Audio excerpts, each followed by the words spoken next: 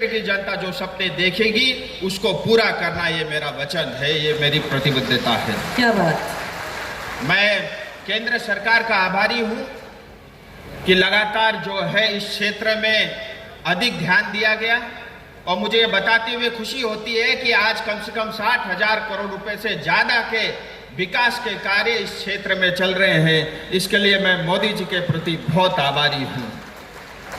हम सब जानते हैं जो बालासन से लेकर के सेवक का रोड ऑलमोस्ट आधा से ज्यादा बन चुका है और सेवक से लेकर के फिर कोरोनेशन तक 14 किलोमीटर की नई 4 लेन की हाईवे बन रही है।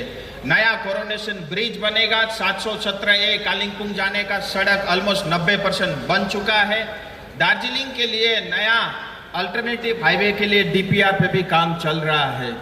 ऐसे अनेकों काम, चाहे वो NGP स्टेशन जहाँ 350 रुपये की लागत से मॉडर्नाइजेशन का काम हो, चाहे अमृत स्कीम हो, चाहे सिलीगुड़ी में जो पीने की पानी की और सीवरेज के लिए जो 750 करोड़ रुपए केंद्र सरकार से मिला, उन सभी के लिए मैं केंद्र सरकार को विशेष तौर पे प्रधानमंत्री को आभार प्रकट करना चाहता हूँ। मित्रों, जैसा बताया एयरपोर्ट अथॉरिटी ऑफ इंडिया के एक अधिकारी ने कि जो वर्तमान का जो एयरपोर्ट है उससे करीब करीब 7 गुना बड़ा और भव्य नया एयरपोर्ट का टर्मिनल बन के खड़ा होगा। और इस नए टर्मिनल के कारण ये सिर्फ दार्जिलिंग, सिलीगुड़ी, तराई डूवर्स नहीं बल्कि पड़ोस के हमारे राज्य बिहार को भी इसका लाभ मिलेगा, सिक्किम को भी इसका लाभ मिलेगा, आसाम को भी इसका लाभ मिलेगा और हमारे जो पड़ोसी मुल्क हैं, चाहे वो नेपाल हो, चाहे भूटान हो, चाहे बांग्लादेश की जनता हो, उनको भी इस चीज़ का लाभ मिलेगा।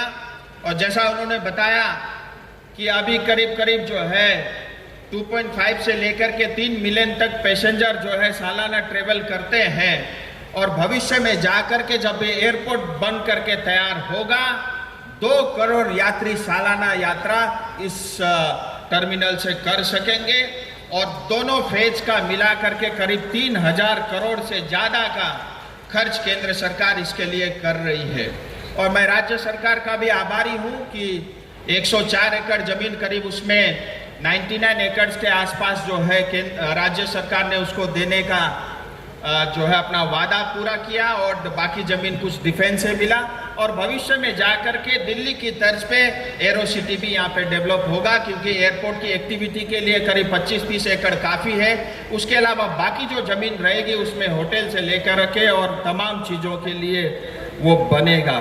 मैं एयरपोर्ट अथॉरिटी का भी आभारी हूँ कि इन्होंने तत्परता से इस योजना की शुरुआत की और 2 से 2.5 साल के अंदर में यह नया बिल्डिंग का टर्मिनल बन के तैयार होगा और इसके कारण हमारे क्षेत्र में विशेष करके जो ट्रेवल टूरिज्म इंडस्ट्री है, जो होटल्स की इंडस्ट्री है, होम स्टे की इंडस्ट्री है या जो हमारे छात्र और जो मरीज यहाँ से जाते हैं उन सबको भी इसका लाभ मिलेगा। मैं अंत में फिर, क्योंकि समय ज़्यादा नहीं है, मैं अंत में फिर केंद्र सरकार को इस योजना के लिए बधाई देता हूं, आभार प्रकट करता हूं और हमारी दार्जिलिंग की जनता जो हमेशा से ऐसे विकास कार्य के लिए जो सपना देखते रही, एक और सपना आज आपका पूरा हो रहा है। इसके लिए भी मैं आप सबको बधाई देता हूं। आप सबका बहुत बहुत धन्यवाद।